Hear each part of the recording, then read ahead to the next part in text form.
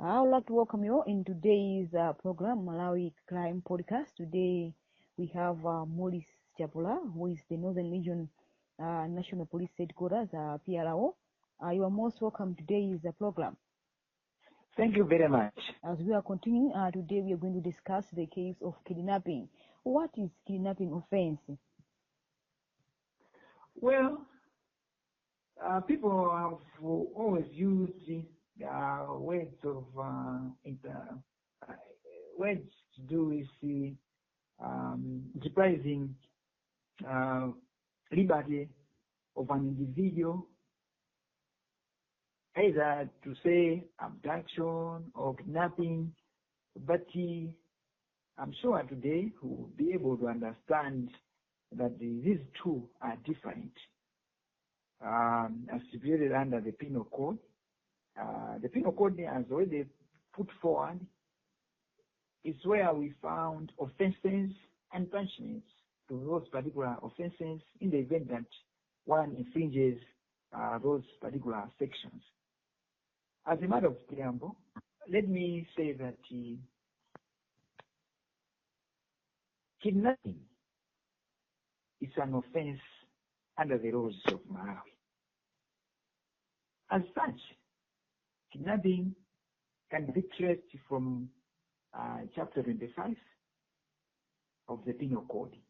Remember, the Penal Code can be extracted from the Constitution under Chapter 701 of the laws of Malawi, which we say the Constitution and the supreme law of the land.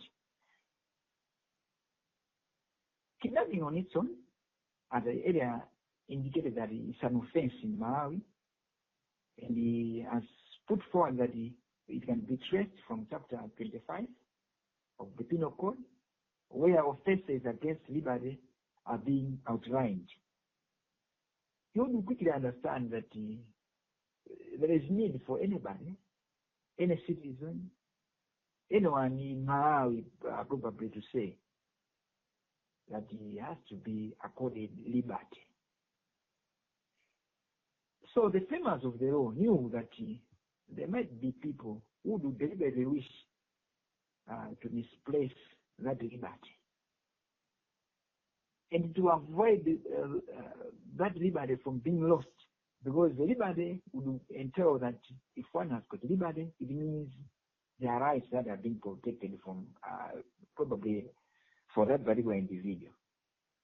If there is no human rights protection, it means that will be in conflict with what has been indicated in the Constitution of Malawi. So I will quickly look at kidnapping from Section 257 of the Penal Code, where a definition has been given as to what kidnapping is. And let me say that kidnapping can be seen from two faces. Seeing it from that one has been kidnapped from the Republic, and another definition would be one being kidnapped from lawful custody or from lawful hands of the parents, lawful hands of the guardian. So there are two faces. Let me quickly start with Section 257 of the Penal Code, where it is said that a person who conveys any person beyond the limits of the public without the consent of that particular person shall be said to have committed the offense of kidnapping. What this entails us is that if somebody would be taken from Malawi to Mozambique, to Zambia, the United States of America, without that particular person giving consent, it means that person has been kidnapped from the Republic. Remember, Malawi is a republic. Where you take somebody from Malawi without having the consent from that particular individual, you take him either to America, despite that in America that person will be given a good life in America, will be ushered a good job. But so long as that particular person has been taken from Malawi without his consent, the one who is taking that particular individual to America will be liable to an offense of kidnapping from the Republic, which is infringing Section 257 of the Penal Code. But I said in my opening speech that the kidnapping can also be looked at a different level. So to speak, that there is another phase of kidnapping where that particular person has been taken from lawful guardianship. Let me quote Section 258 of the Penal Code, where definition of kidnapping of from lawful custody or lawful guardianship is being outlined. It says that any person who takes or entices any minor under 14 years of age of a male, or under 16 years of age of a female, or any unsound mind from a guardian shall be doomed to have committed the offense of kidnapping. What is said under Section 208 is simple and straightforward, that a minor. So minor have been classified into two. A minor is that particular person is male, should be under the age of 14. But in the event that that particular minor is a girl, should be under the age of 16. And it is also indicated that that particular individual who happens to be of unsound mind. So a category of 3, a boy under the age of 14, a girl under the age of 16, and an unsound mind child who is being taken away from the guardianship. Guardianship in this case, it means the parent. The parent could be defined as the father, mother, or any other individual that is taking care of that particular child. If that particular child does not give any consent that the child should be taken away from them, it means that particular person who came to take those particular children from the custody of the guardianship would be doomed to have committed the offense of kidnapping as severely under Section 258 of the Penal Code. So perhaps before I trickle down to how kidnapping can be seen in broader terms, or can be seen that this particular individual has committed the offense of kidnapping. Okay, before you chip into that question, can you differentiate between kidnapping and abduction? All right. Yeah, it's a very good question, because as I said that there is a thin layer that differentiates kidnapping from abduction.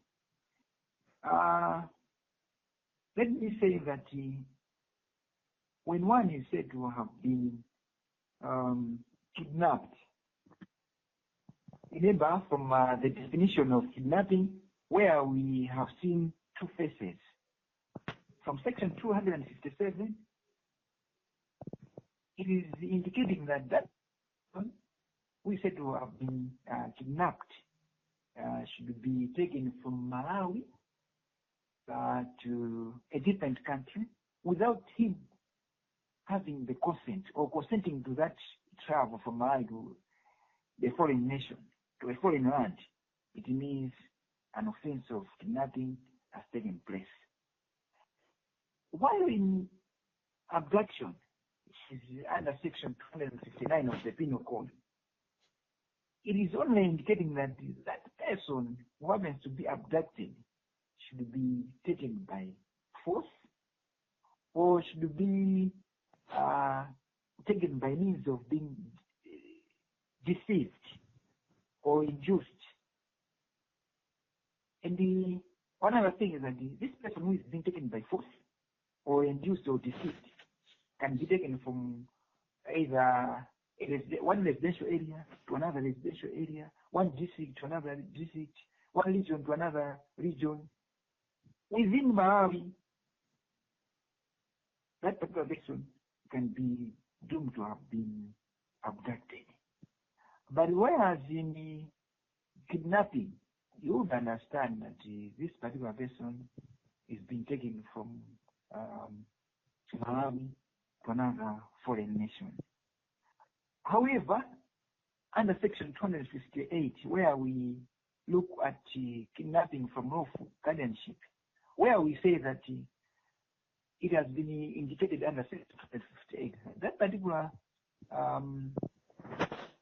child or minor, which has been said to be a male under the age of 14 and a female under the age of 16, have been taken the custody of the guardian, but there's no intent as indicated into Section 259, rather from Section 135 of the Penal Code, where it has been outlined that the girl child or any woman is being taken from the custody or being taken from one place to another place, but that particular individual taking them should have the intent to either marry that woman or either have knowledge of that particular woman.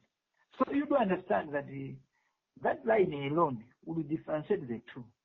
In abduction, under Section 135, the woman is being taken for two reasons. Marry that woman or to have knowledge of that woman. But in Section 258, where kidnapping of a girl is also being mentioned, it's only characterizing that you are taking that particular girl under the age of 16 from the guardianship, who happens to be parents,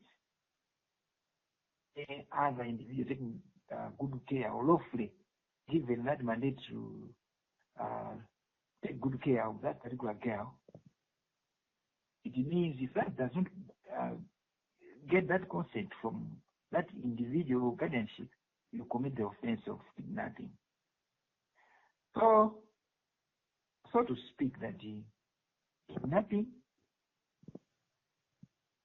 the elements of kidnapping are different from the elements of abduction, as I've already explained that despite that they might be used interchangeably, but they are different based on the elements as outlined. That in abduction, there must be force. One should be taken from one place to another place by the use of force. Where force is not used, but there must be a means of inducing. Inducement must be there, where one might be deceived. I'm taking you to Blantyre, where you find green pasture there, you being employed there, but at the end of the day, that person finds things to the contrary. It means that person has been abducted. But where somebody has been taken without the consent to areas outside Malawi, it means that person has been kidnapped. And remember that this kidnapping is not only taking sides to women, as under Section 135 of the Penal Code, where abduction is also being defined. But anyone can be kidnapped. A man, a woman. What differentiates is the boundaries, where the offense is being committed as well. So, under Section 267, yes. Before you proceed, who are the victims of kidnapping between men and women, and why? Hello? Yeah, I'm saying before you proceed, who are the victims of kidnapping between men and women, and why? Okay, let me say that as indicated under the Penal Code, victims of kidnapping can be either sex. And the victims of kidnapping does not in any way say that men, women, or children should bear at least differences in terms of how the perpetrators of such crimes can be treated. This is to say that any sex, anyone can be kidnapped, so long as the elements of the offense have been proved. As I said that when we talk of issues to do with kidnapping, there might be reasons why that particular individual committed the offense, and what were the reasons behind the kidnapping, which are outlined from section 261 to 268, where we will see the reasons why one can be kidnapped and why one can be charged of that offense. Because the offenses can be trickled down, as I've already put it, that from section 261 to going down to section 268, you find that there are reasons why people may have committed those serious crimes of kidnapping. Because there are stories surrounding us where we have learned that people could demand money from somebody, that they have taken control of certain individuals, be it children, and they are claiming money from their parents. That is kidnapping, where we will see that this has been indicated and highlighted under section 262 of the Penal Code, where it is saying that kidnapping with intent to confine a person. Others may just wish to say that I'm going to confine this particular individual. Probably I would give an example. There is a wedding to take place tomorrow, and one would wish to say that I think this wedding should not take place. I should take away the man. Tomorrow, when issues are ready for a wedding, the man should not be seen around. I should only keep the man. The keeping of that man, taking him away from that event with reason to confine that particular individual. If one is arrested and this man was taken just to be put in a confinement, it means that particular individual will be charged of kidnapping, but under section 262 of the Penal Code, which says that any person who kidnaps any person with intent to cause that particular person be secretly or wrongfully confined shall be guilty of a felony. So you think of taking somebody that people should not know where that particular person is, it means you have kidnapped that person. Whereas it's in contrary with section 261, whereby one can be kidnapped with reasons that that particular person will be murdered, or that particular person will be put to danger. In the event that that person will be there or has been kidnapped, by reasons being that the day is likely or she's likely to be murdered, it means that particular individual, once arrested, will be charged with kidnapping, but under section 261. But let me quickly say that the premise of this particular law or section of kidnapping knew that bringing this on board could have been one way of dealing away with slavery and grievous harm that may be subjected to innocent people. That is why they had to put section 263, where it is solely dealing with kidnapping in order to subject persons to grievous harm, slavery, etc. So it means if somebody is kidnapping someone with reasons that that particular person should be my slave, or should be a slave to somebody else, or should be tortured to the extent that the grievous harm has been registered, that person once arrested will be charged with the offense of kidnapping, but under section 263 of the Penal Code.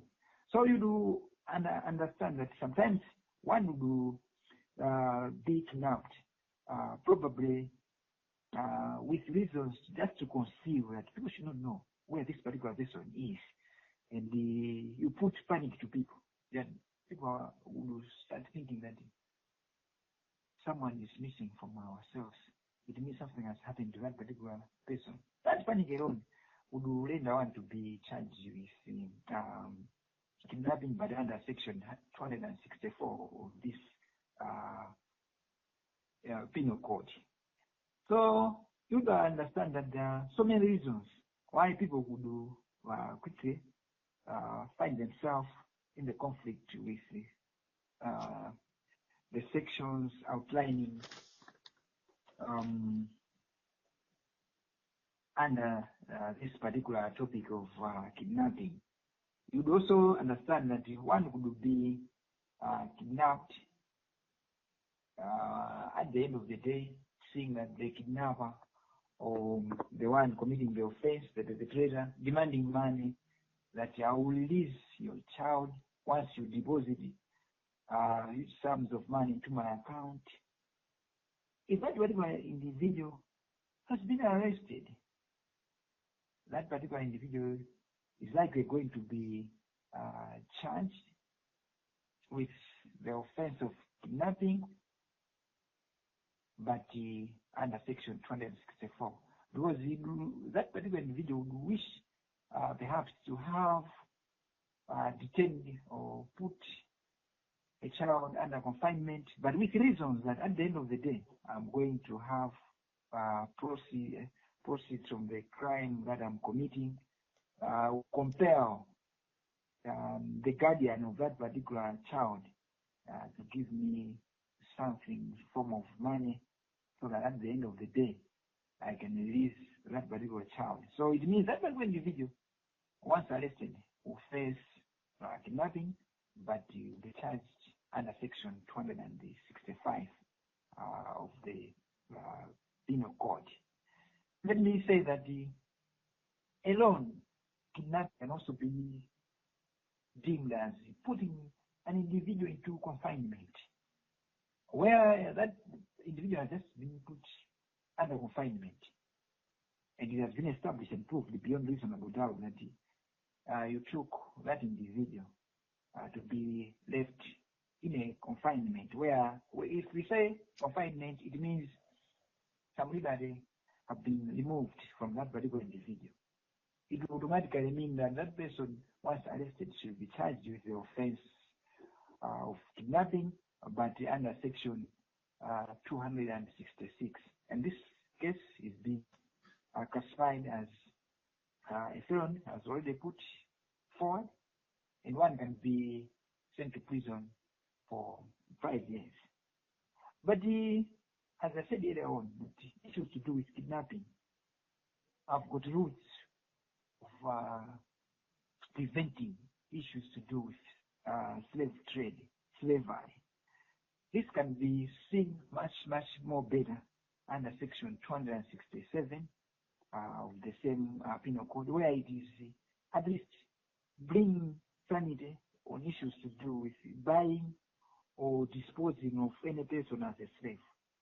In other words, it is denying or denouncing issues to do with slavery.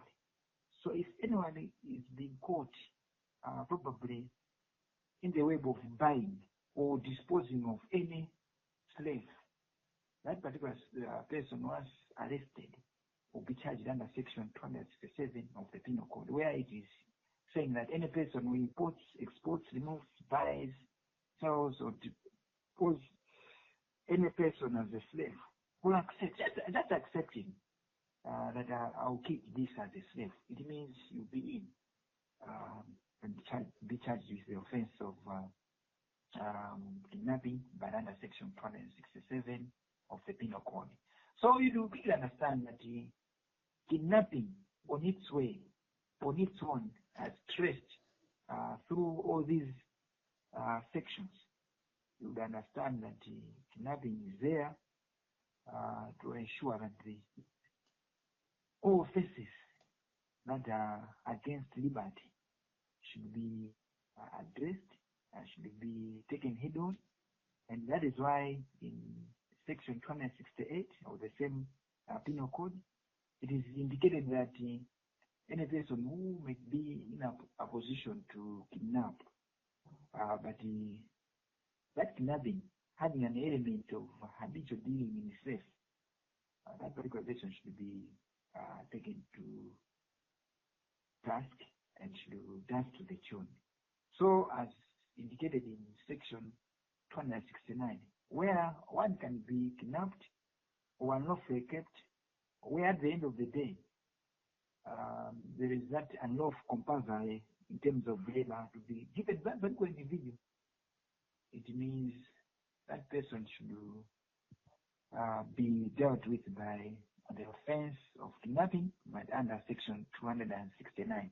So you agree with me from the sections that have been outlined that kidnapping is broad.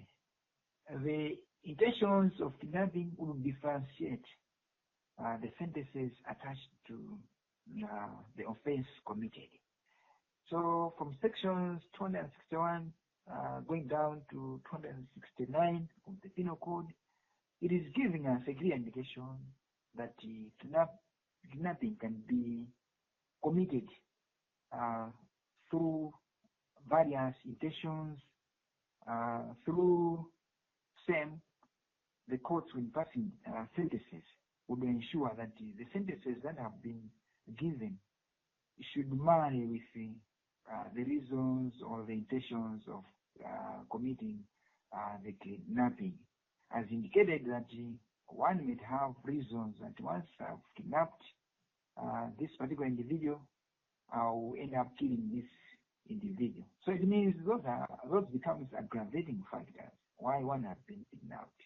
So the framers of the law knew that there might be so many reasons why one would wish to commit the offense and why one would probably be caught in the web of the law by probably seeing at the mitigating factors once that particular person has been taken before the court of law. As indicated that one can only be said to have committed the offense with intent just to say that I'm just taking away this individual, just to keep him secret, that people should not know that this person has been taken somewhere, perhaps having reasons that you don't want that particular person to proceed with other plans, but you're not having reasons that you need to terminate his life. So it means the reasons themselves will differentiate and will bring lines between why this individual committed the offense.